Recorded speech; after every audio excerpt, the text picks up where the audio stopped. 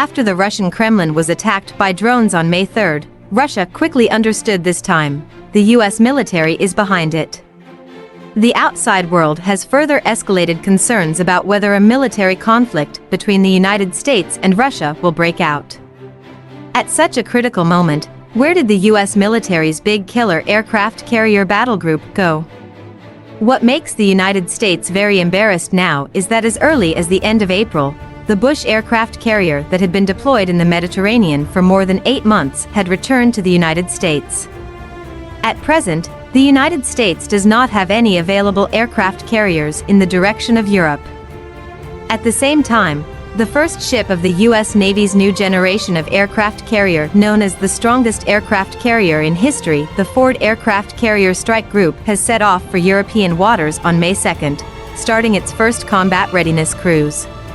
The U.S. Navy news website stated on the 4th that the Ford Aircraft Carrier Strike Group left the Norfolk Naval Port on the 2nd to take over the task of the Bush and continue to maintain the long-term presence of the U.S. aircraft carrier in European waters.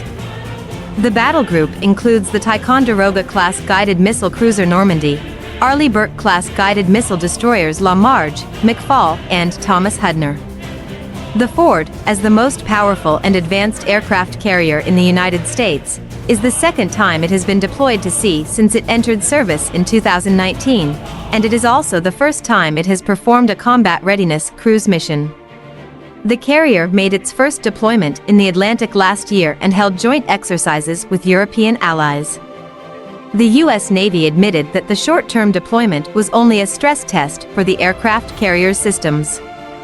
The Ford completed the Integrated Training Unit exercise in April.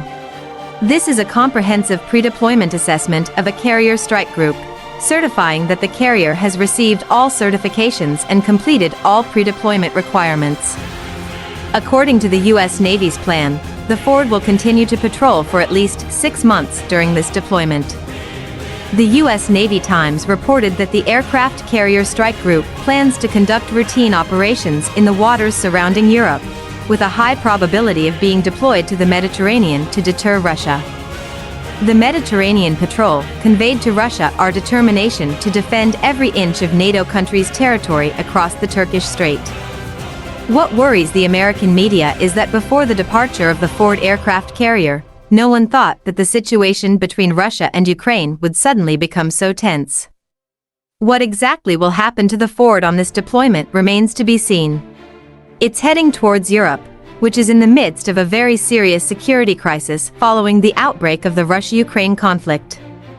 It is reported that the Ford has seriously affected its combat effectiveness for a long time because of the failure of electromagnetic catapults and blocking devices, weapon elevators, radar, and other systems that have not been resolved for a long time. Although the U.S. Navy claims that the electromagnetic ejection device of the Ford can increase the dispatch efficiency of its carrier-based aircraft by 20% compared with the Nimitz-class aircraft carrier.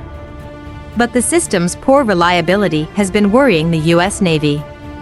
The U.S. Naval Institute website stated that the U.S. Navy originally planned to collect data through actual tests during this deployment to confirm whether the system's reliability problems have been resolved. In other words, the U.S. Navy is also worried about whether the aircraft carrier will malfunction midway.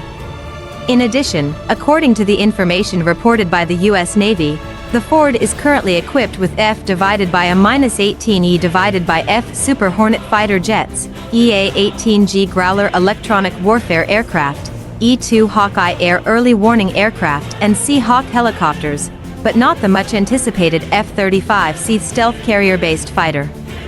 What is even more embarrassing is that the U.S. Navy could not find another aircraft carrier that could replace the unreliable Ford to perform this deterrent mission. At present, among the other 10 active aircraft carriers in the United States, only the Nimitz aircraft carrier deployed in the Western Pacific is on duty. Considering the current situation, it is even more unable to go away. For the powerful U.S. Navy, the current state is really lamentable. As for whether the Ford will break down on the way to deter Russia, we are also observing.